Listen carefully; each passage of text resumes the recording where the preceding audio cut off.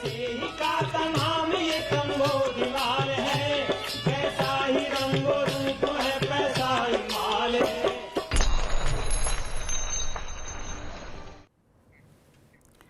नमस्कार, मैं हूं शुभम शंकरधर। आप देख रहे हैं मनी 9। समय हो गया है आपके पसंदीदा कार्यक्रम मनी सेंट्रल का। मेरे साथ स्टूडियो में खबरों के विश्लेषण के लिए मनी 9 के एडिटर अंशुमान तिवारी जी आ गए हैं। सर, बहुत स्वागत है आपका। और अंशुमान जी से चर्चा शुरू करें उससे पहले आपको बताएं आज कौन सी खबरें इस शो का हिस्सा हैं।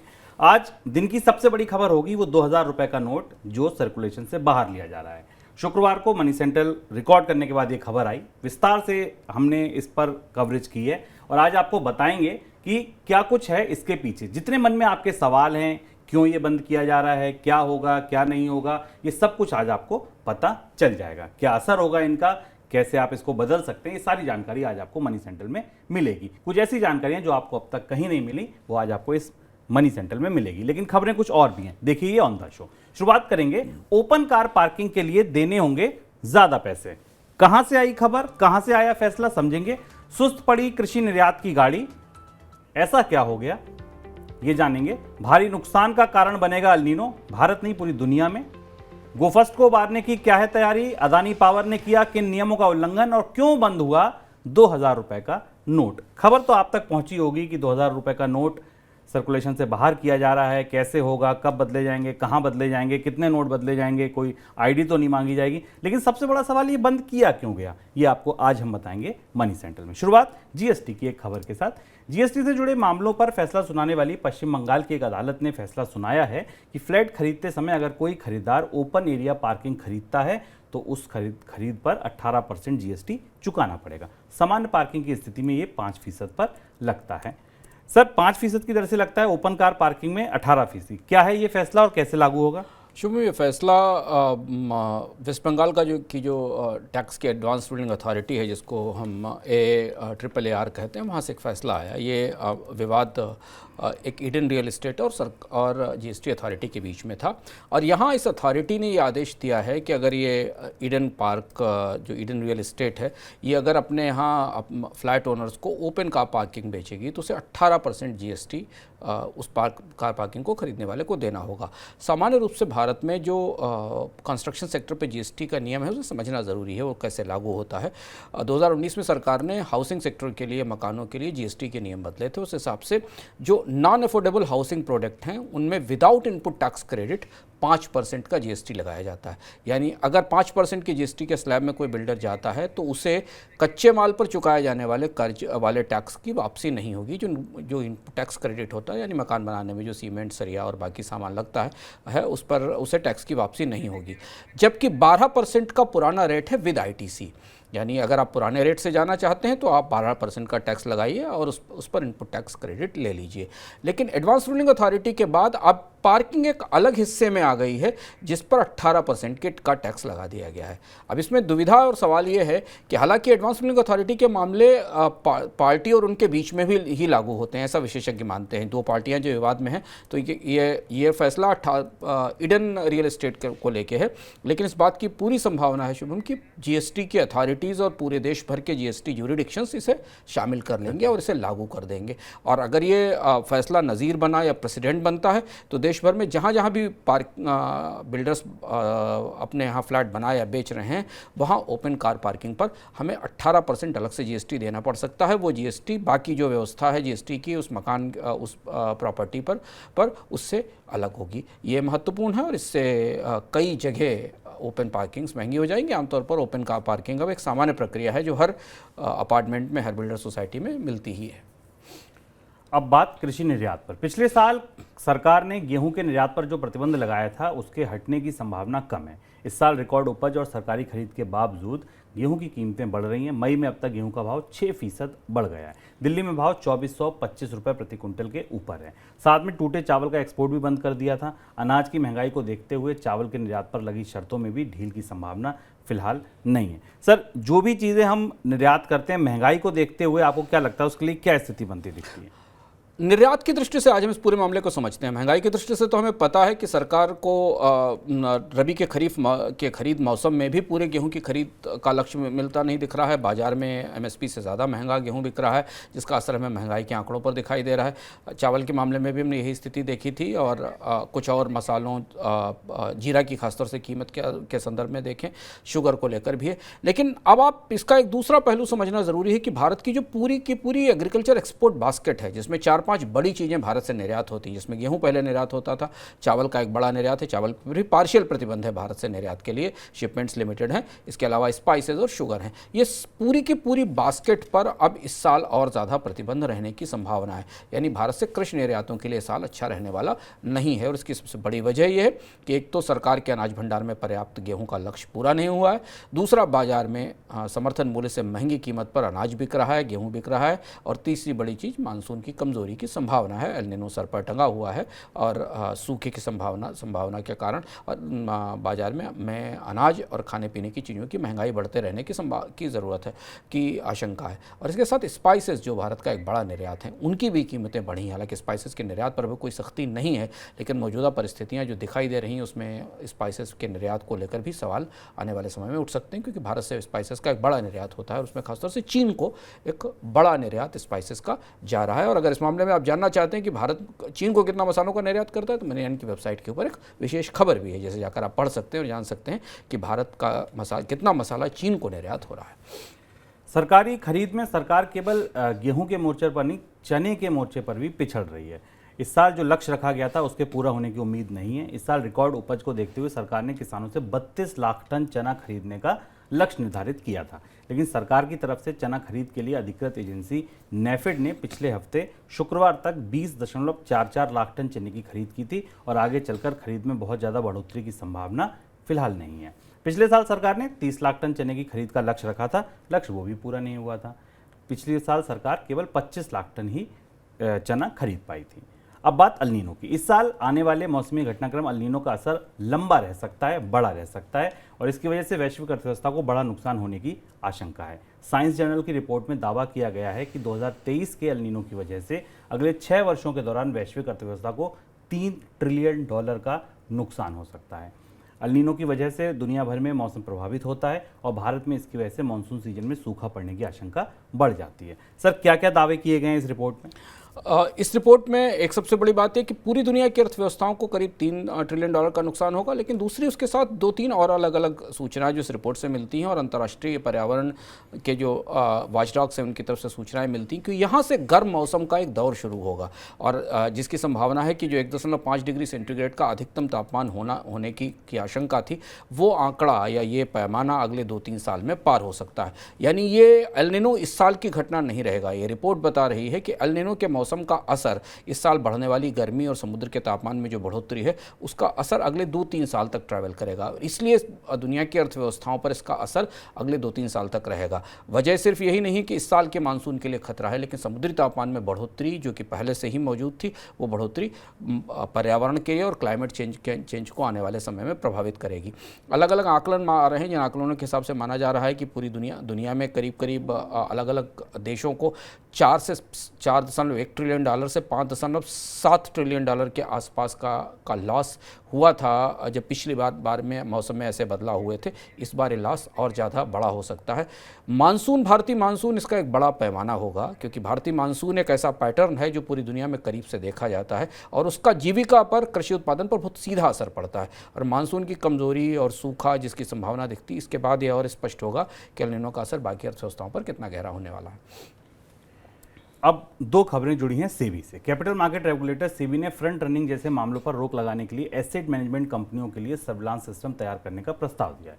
हाल में 2 बड़े फंड हाउसेज में आए फ्रंट रनिंग के मामलों को देखते हुए सेबी ने प्रस्ताव दिया है। सर, किस तरह रोकने की तैयारी है?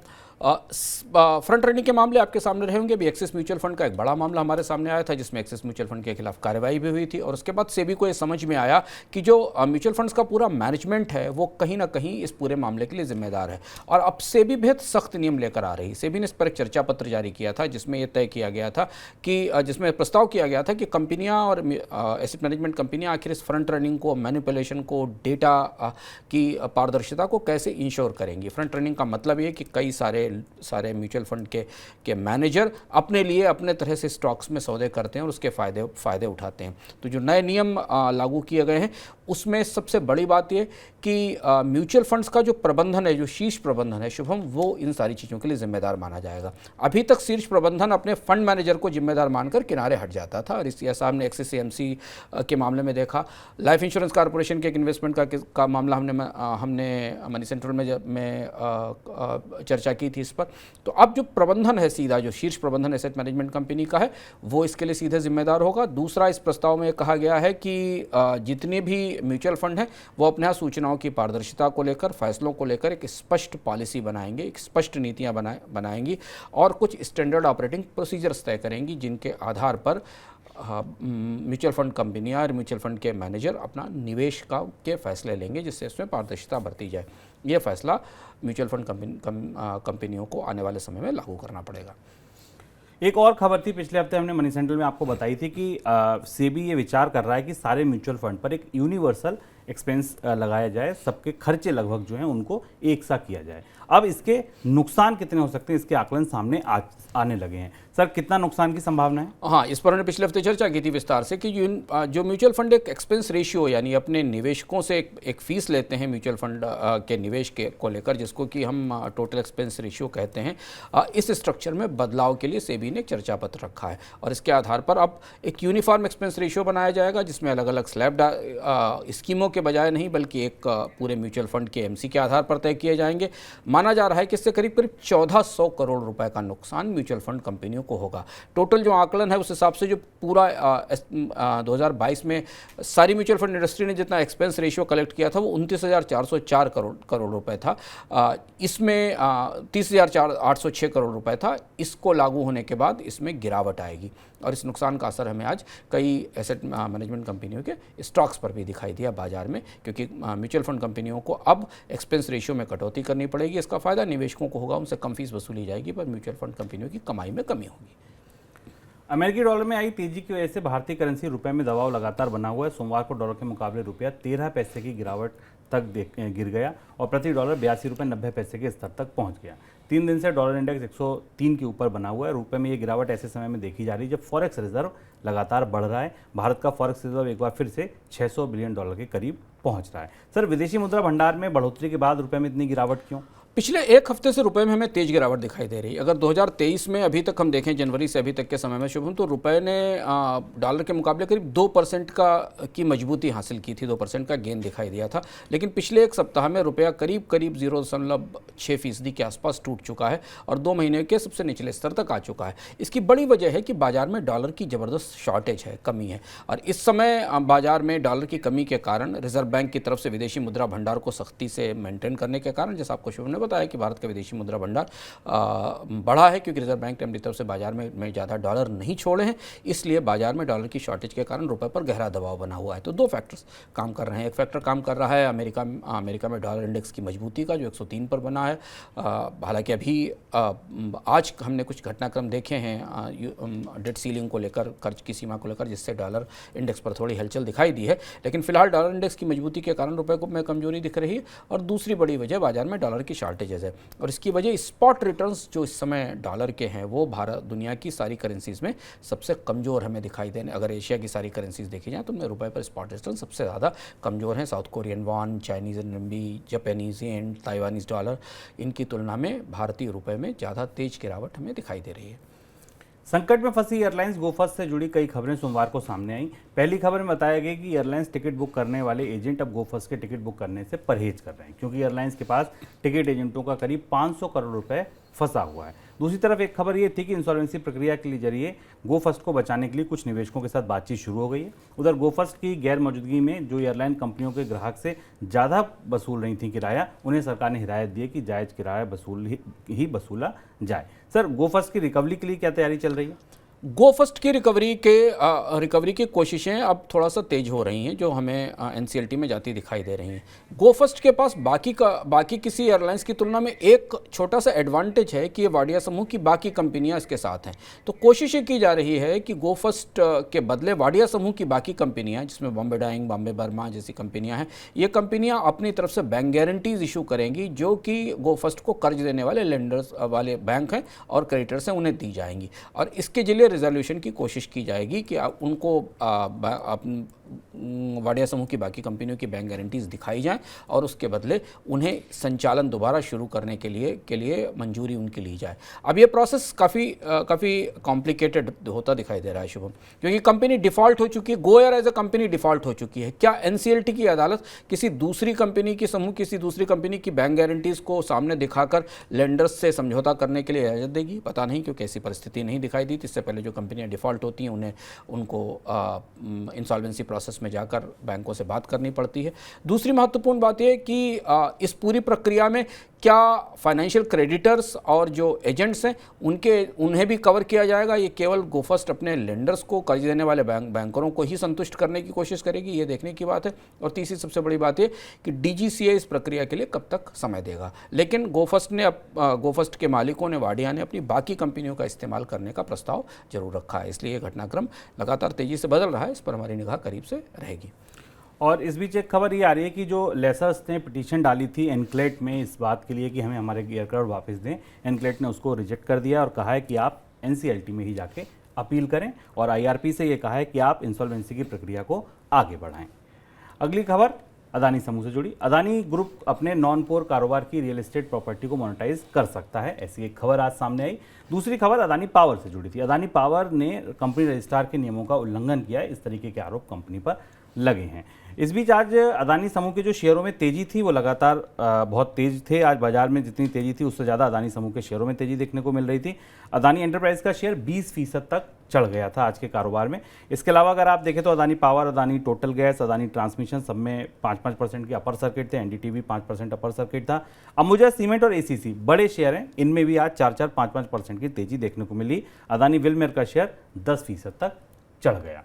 सर, नॉन कोर प्रॉपर्टी में कौन सी प्रॉपर्टी हैं जिन्हें बेचने की बातचीत चल रही है? अडानी समूह कर्ज खत्म करने के लिए, कम करने के लिए बहुत तरीके के रास्ते अपना रहा, और उसमें एक रास्ता अडानी समूह की रियल एस्टेट को बेचने का है। जो चर्चा है कि अडानी समूह का बॉम्बे कुर्ला कॉम्प्लेक्स के एरिया में एक बड़ा रियल एस्टेट प्रोजेक्ट है जिसका नाम इंस्पायर बीकेसी है। इसमें करीब 8 लाख स्क्वायर फीट का एरिया है और इसे बेचने की कोशिश की जा रही है ताकि इससे मिलने वाली राशि को कर्ज चुकाने में शामिल किया जा सके। माना जा रहा है कि मौजूदा परिस्थिति में करीब 650 करोड़ रुपए का वैल्यूएशन है इस प्रॉपर्टी का, जो अडानी समूह बेचकर कर्ज चुकाने के लिए उसका इस्तेमाल करेगा। अदानी पावर पे सर किन नियमों के उल्लंघन का आरोप है?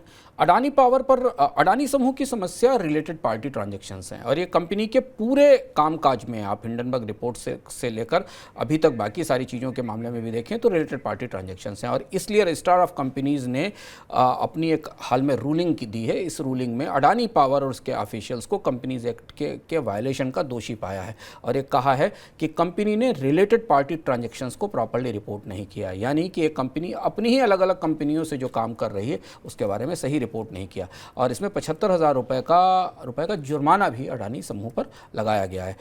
ये कहा गया है कि कंपनी ने अपने 2017-18, 2018-19 और 2019-20 के जो स्टेटमेंट फाइल किए थे उसमें सभी तरीके के रिलेटेड पार्टी ट्रांजैक्शंस का डिस्क्लोजर नहीं किया था, और जो नियम है कंपनी लॉ के तहत, उसके तहत कंपनी को कारोबार करने वाले में अपनी सब्सिडीज, अपनी आसपास की कंपनियों के बारे में सही जानकारी देनी होती, वो नहीं दी गई है।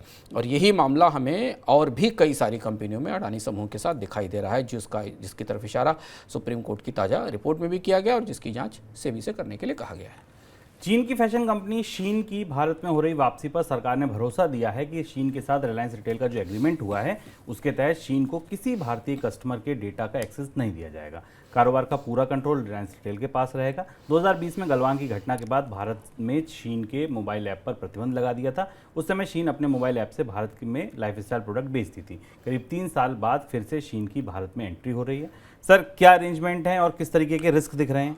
शुभम, शीन भारत क्यों आ रही है, बड़ा दिलचस्प घटनाक्रम है। इस पूरे घटनाक्रम को जब करीब से आप देखें, जिस तरीके की सूचनाएं सरकार की तरफ से दी जा रही हैं, कंपनी की तरफ से आ रही हैं और बाकी हैं, उन्हें देखें तो काफ़ी कुछ चीन, भारत सरकार और रिलायंस के बीच काफ़ी कुछ नए तरीके के अरेंजमेंट होते दिखाई दे रहे हैं। पहली चीज़ तो जो मौजूदा कानूनी परिस्थिति उस हिसाब से सरकार ने कहा है कि चीन का स्वागत है। चीन को चूँकि भारत की कंपनी रिलायंस के साथ आ रही है और उसकी सब्सिडरी के तौर पर आ रही है, और ये गारंटी दी जाएगी कि चीन भारतीय लोगों के डेटा को एक्सेस नहीं करेगी, वहाँ नहीं ले जाएगी, तो इसलिए चीन के ऊपर कोई प्रतिबंध नहीं होगा। दूसरी चीज़ है कि चीन को FDI नहीं ला रही तो चीन को FIP भी मंजूरी अप्रूवल की भी जरूरत नहीं होगी मौजूदा परिस्थितियों में, जब तक कि कोई FDI का या विदेशी निवेश का प्रपोजल नहीं आता है।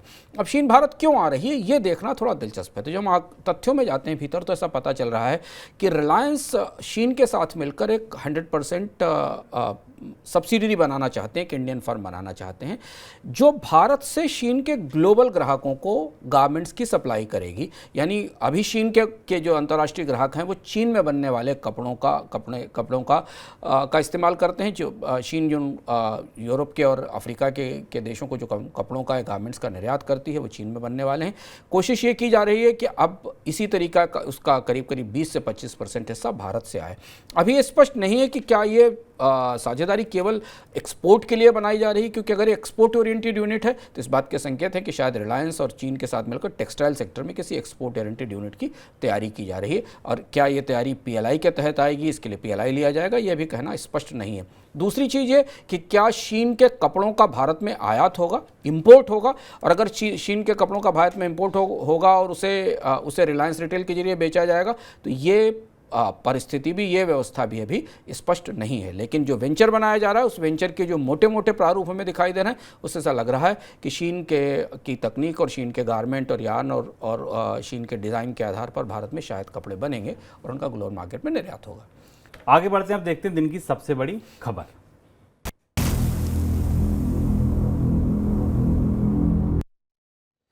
रिजर्व बैंक ने शुक्रवार को 2000 रुपए के करेंसी नोट को सर्कुलेशन से हटाने का फैसला लिया। हालांकि इस बार 2000 रुपए की नोटबंदी नहीं हुई है। रिजर्व बैंक ने 30 सितंबर तक बैंक से बदलने के लिए बैंक में जमा करने का समय दिया है। 23 मई यानी मंगलवार को सभी बैंक शाखाओं में और रिजर्व बैंक के क्षेत्रीय कार्यालयों में नोट बदलवाए जा सकेंगे। RBI ने सभी बैंकों से कहा है कि नोट बदलवाने के लिए हर शाखा में अलग से व्यवस्था कर दीजिए, जिससे कोई खींचतान ना मचे। साथ में लोगों की असुविधा ना हो, इसका भी ध्यान रखा जाए। बैंक में नोट बदलवाने के लिए किसी तरीके के पहचान पत्र भी नहीं मांगा जाएगा, लेकिन एक बार में 10 नोट ही बदले जा सकेंगे। हालांकि जमा कितने भी नोट कराए जा सकते हैं। अगर आपका बैंक खाता है तो आप जितने चाहें पैसे जमा करा दीजिए। बैंक में आपका पैन कार्ड पहले से लगा हुआ है तो कोई इशू ही नहीं है। इस बीच 2000 रुपए के नोट बंद होने की वजह से अब हुआ क्या, ये तो आपने सुन ली प्लेन वनीला खबर। अब असर समझिए।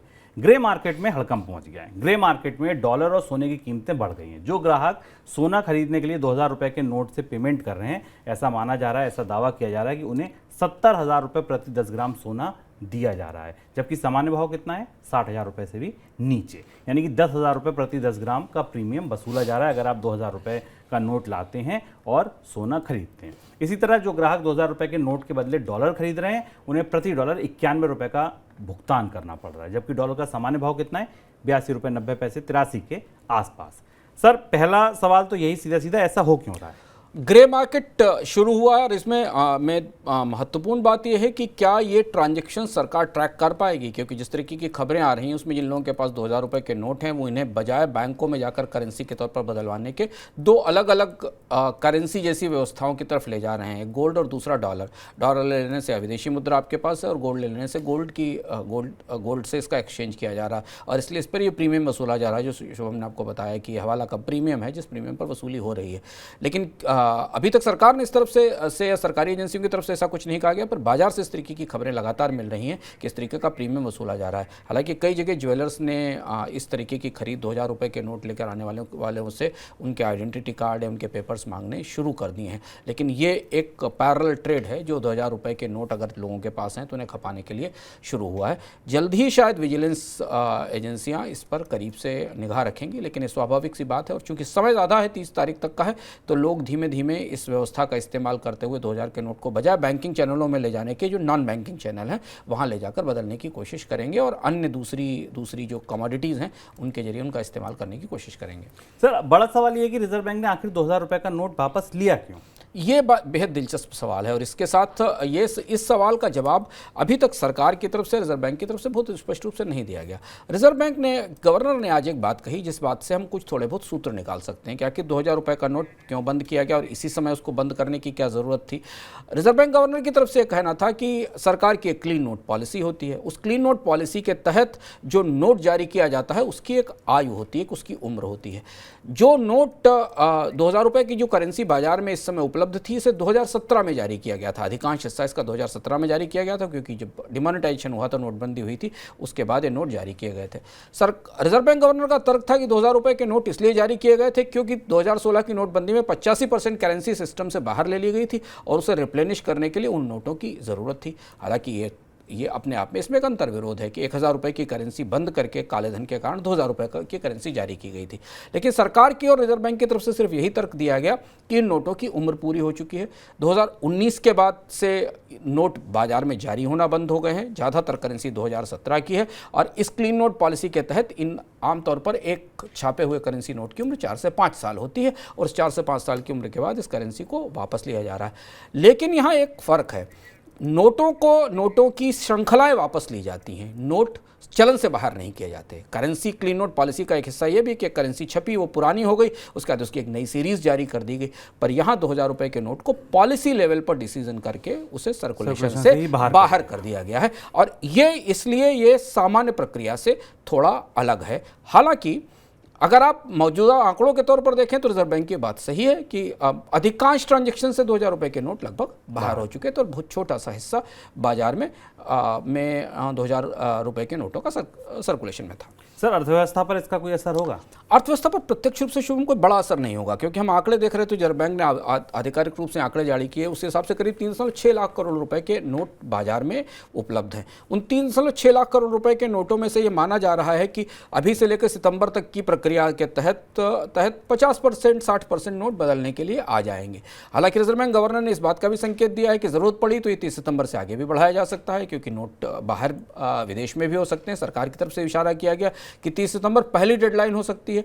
यह प्रक्रिया लंबी चलती है और ये काम इससे पहले भी हो चुका है 2014 में, जब 2005 में छपे हुए नोट्स वापस लिए गए थे। पर वहाँ भी एक फ़र्क है, ध्यान समझिएगा कि वहाँ वो नोट 500 और 1000 रुपये के नए नोट जारी थे, नोट को चलन से बाहर नहीं किया गया था।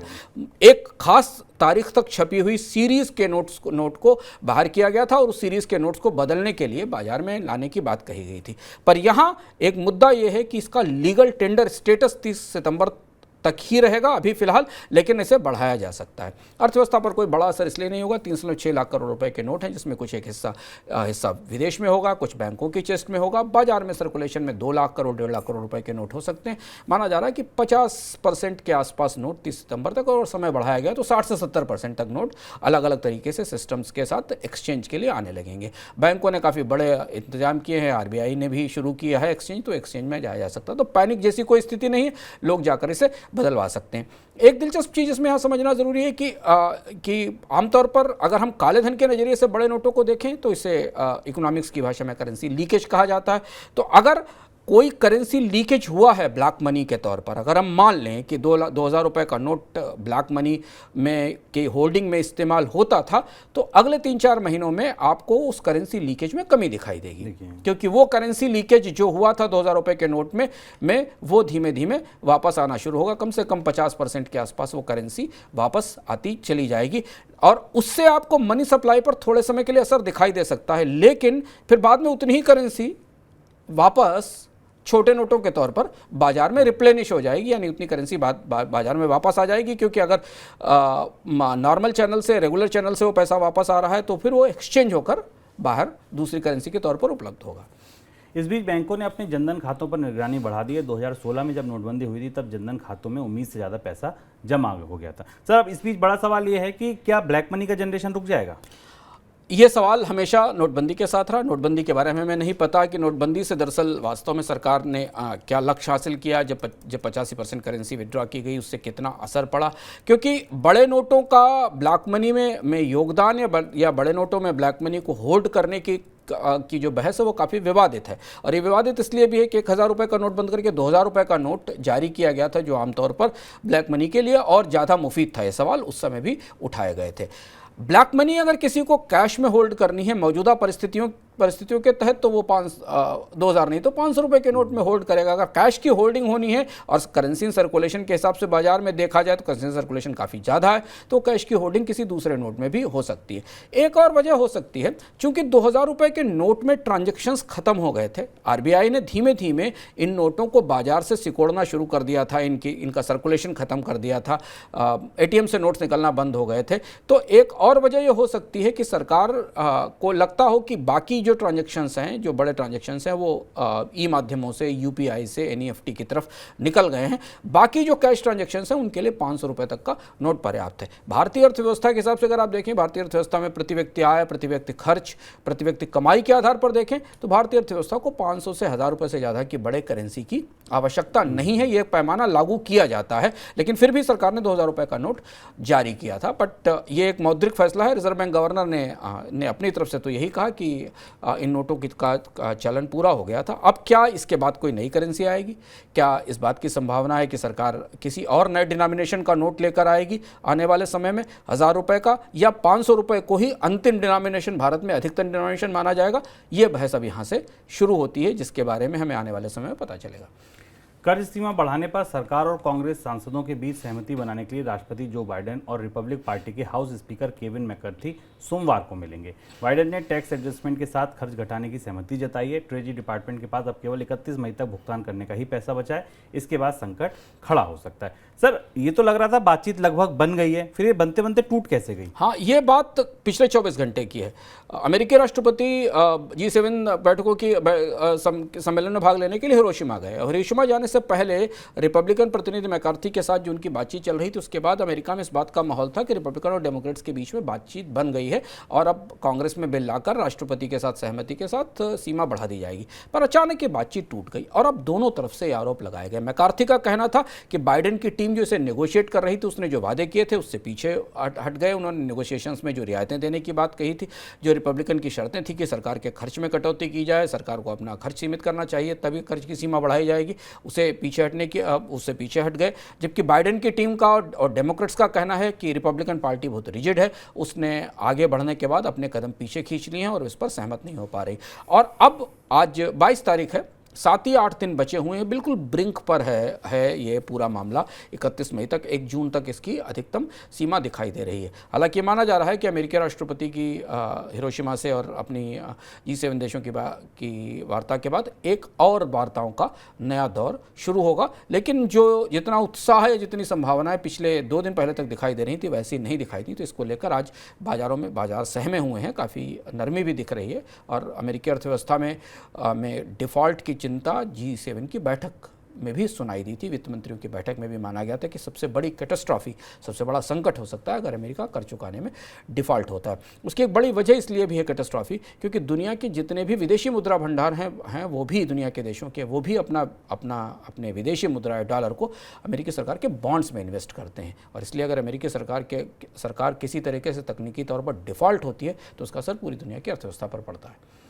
सर, अब अगला विकल्प क्या करे? बातचीत नहीं बनती। एक नया प्रस्ताव आया है अमेरिका में। जो इंडिपेंडेंट और डेमोक्रेट्स के करीबी सांसद हैं, बर्नी सैंडर्स जैसे, उन्होंने कहा है कि अमेरिकी कॉन्स्टिट्यूशन की जो धारा 14A है, 14A के बारे में उन्होंने जिक्र किया है कि ये धारा 14A राष्ट्रपति को 14th अमेंडमेंट, जो 14th अमेंडमेंट है अमेरिकी कॉन्स्टिट्यूशन का वो ये कहता है कि अमेरिका में किसी भी स्थिति में डेट की सीमा को क्वेश्चन नहीं किया जा सकता, सरकार के खर्च की सीमा को क्वेश्चन नहीं किया जा सकता। पब्लिक डेट की वैलिडिटी अमेरिका में सैक्रोसेंट है, उसमें पब्लिक सरकार की तरफ से लिया गया कर्ज डिफ़ॉल्ट नहीं होता है। तो बर्नी सैंडर्स और कई सीनेटर्स ने राष्ट्रपति जो बाइडेन को एक चिट्ठी लिखी है कि 14th अमेंडमेंट का इस्तेमाल करें और रिपब्लिकन से बातचीत बंद करें और नया कर्ज लें और खर्च करते रहें, कि शटडाउन का कोई खतरा नहीं है। हम आपको बता दें कि तकनीकी तौर पर अगर 31 मई तक ये कर्ज की सीमा नहीं बढ़ाई गई और संसद से पास नहीं हुआ तो अमेरिका में एक परिस्थिति आती है जिसको शटडाउन कहा जाता है। उस शटडाउन की परिस्थिति में अमेरिकी सरकार के खर्चे बंद हो जाएंगे, कर्मचारियों की तनख्वाहें रुक जाएंगी, बाकी जितने भी भुगतान हैं सरकारों से, ट्रेजरी से, वो सारे भुगतान रुक जाएंगे। इसे अमेरिकी सरकार में शटडाउन कहा जाता है। बर्नी सैंडर्स और बाकी टीम का कहना है कि शटडाउन जैसी परिस्थिति नहीं आ सकती, क्योंकि संविधान में इस बात का प्रावधान किया गया है। आगे बढ़ते हैं मनी सेंटर झटपट की ओर।